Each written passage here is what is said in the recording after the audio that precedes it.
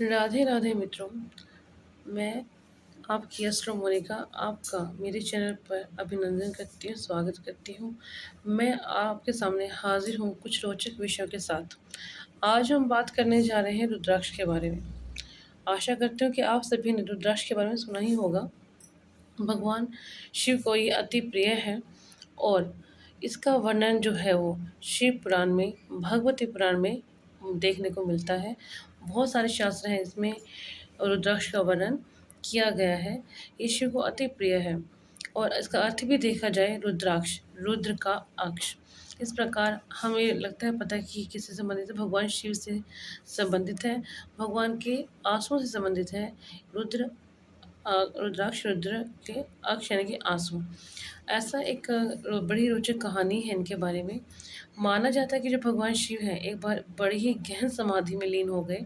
समाधि इतनी गहरी थी कि जो देवता थे और ऋषि थे, उन्हें ऐसा प्रतीत हुआ कि जो भगवान शिव है वो, उनकी जो आत्मा है वो यहाँ पर इसमें नहीं है। लेकिन उन्होंने क्या देखा कि जो भगवान शिव है उनकी आंखों से कुछ अश्रु बह रहे थे। तो जो इस बात का सबूत था कि वो आत्मचिंतन में लीन है। तो जो आंसू थे उनसे ही जब वो धरती पर गिरे तो एक वृक्ष की उत्पत्ति हुई जो रुद्राक्ष के नाम से प्रसिद्ध है। तो जो रुद्राक्ष है वो भगवान शिव का साक्षात स्वरूप है, ऐसा माना जाता है। जितने भी उनके भक्त हैं वो सभी रुद्राक्ष को अवश्य धारण करते हैं। आप देखिए, जब जब जिस जिस देवता ने धरती पर जन्म लिया, जैसे कि भगवान विष्णु के सभी स्वरूपों का आप ले लीजिए, चाहे इसमें भगवान राम का हम नाम लें तो उसमें उन्होंने भी क्या किया, रुद्राक्ष को धारण किया। हनुमान जी को देखिए, उन्होंने भी रुद्राक्ष को धारण किया। जितने भी ऐसे स्वरूप हुए हैं, ऐसे भगवान जी के अवतार हुए हैं, वो भी उनकी जो प्रतिमाएँ हैं उन्होंने भी रुद्राक्ष को धारण किया, उनको दिखाए गए हैं। जितने भी उनके भक्त हैं, असीम भक्त हैं, जैसे कि हम नागा साधु का उदाहरण ले लीजिए। सभी नागा साधु जो हैं वो क्या करते हैं, रुद्राक्ष को धारण ज़रूर करते हैं अपने शरीर पर, और एक तो नहीं बहुत ज़्यादा मात्रा में इसे धारण करते हैं ताकि जो उनकी ऊर्जा है वो उनके शरीर में बनी रहे। आप देखिए, सभी जो संत हैं, बड़े-बड़े संत हैं, योगी हैं। अब यहाँ तक कि एग्ज़ाम्पल के लिए अगर मैं आपको बताऊँ, नरेंद्र मोदी जी हैं।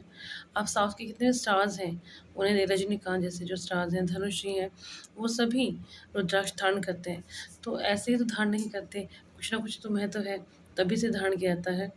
तो इस प्रकार जो रुद्राक्ष है, आप उसका यकीन मानिए, आपको इतना ज़्यादा सकारात्मक आपको ऊर्जा का महसूस होगा, अनुभव होगा, अगर आप इसे धारण करते हैं तो।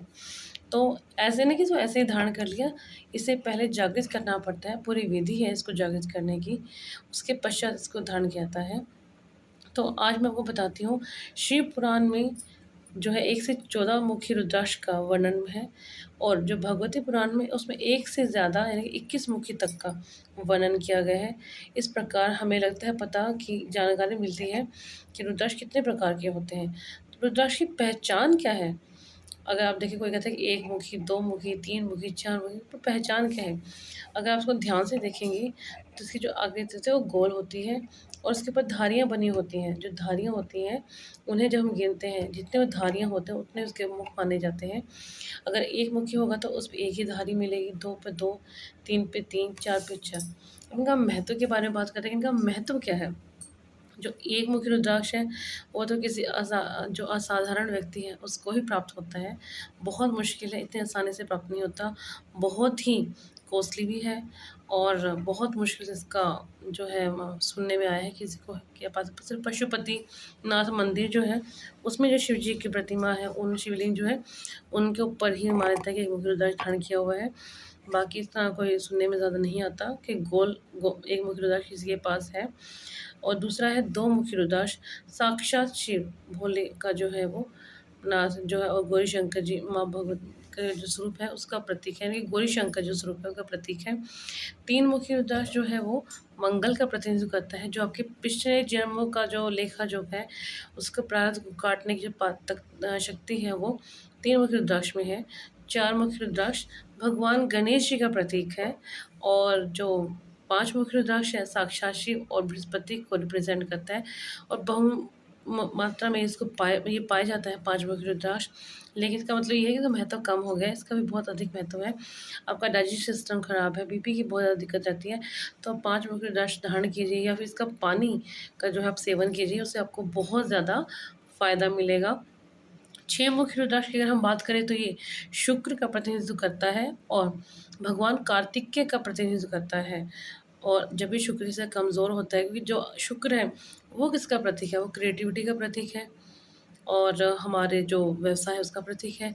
तो शुक्र जो है उसका उत्तम होना ज़रूरी है। तो 6 मुखी रुद्राक्ष जो है अध्यात्म के लिए भी माना जाता है कि उत्तम होता है। 7 मुखी रुद्राक्ष की अगर हम बात करें तो ये शनि जनित जितनी भी पीड़ाएँ हैं, शनि दोष है, शनि ढैया है, शनि की साढ़े सती है, इससे जो है हमारे जो है उस वो हमारी रक्षा करता है। इस प्रकार से कई वो हैं प्रकार हैं, उसकी हम अगली वीडियो में चर्चा करेंगे। फिलहाल मैं अपनी वाणी को विराम देती हूँ और मैं आशा करती हूँ कि आपको रुद्राक्ष के बारे में अच्छी जानकारी प्राप्त हुई होगी। धन्यवाद।